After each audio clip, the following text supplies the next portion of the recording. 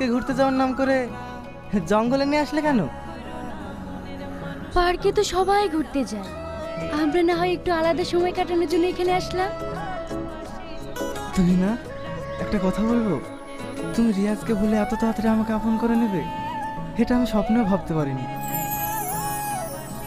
রিয়াজ তো আমার বন্ধু, আর ভালোবাসা কি টাইম দেখে হয় নাকি? আজ তোমাকে একটা সারপ্রাইজ দেবো বলে জঙ্গলে নিয়ে এসেছি, তার আগে তুমি চোখটা বন্ধ করো।